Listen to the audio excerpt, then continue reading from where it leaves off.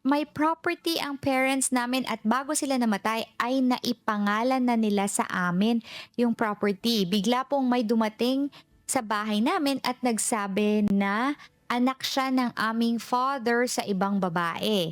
May habol po ba siya sa mga property? Ayan.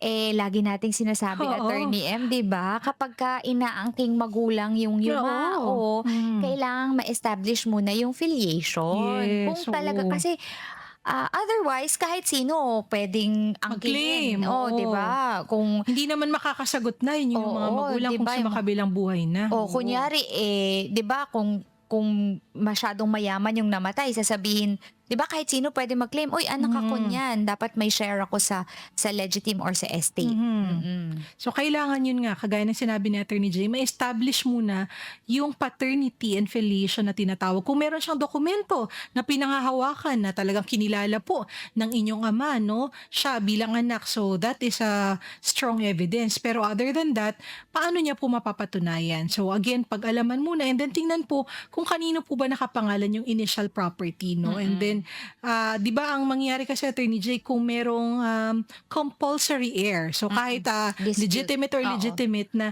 na-exclude dun sa property, parang ang mangyayari dun is yung tinatawag na yung Judicial ano na, yes, hindi na tayo mag-e-extrajudicial yes, kasi hindi na pwede. judicial settlement of Yes. estate na tayo. So, ikakaso siya kung sakaling meron kayong proof na kung siya ay merong proof na siya nga ay anak at gusto niyang maghabol doon sa Mhm. property, kailangan niyang mag-file ng judicial settlement of estate kasi for Hmm. sure hindi niyo gagawing extrajudicial 'yan. Pagka kasi extrajudicial, ibig sabihin hindi niyo na ikakaso. Mhm. Kayo-kayo na lang May magkakapatid or kung agreement sino na yung lang. mga heirs, sila na lang yung, mag-uusap-usap, 'di ba, Attorney M? Kaya Mhm. naman natin nire-resort, bakit ba tayo nag-e-extrajudicial settlement of estate kapagka may namatay?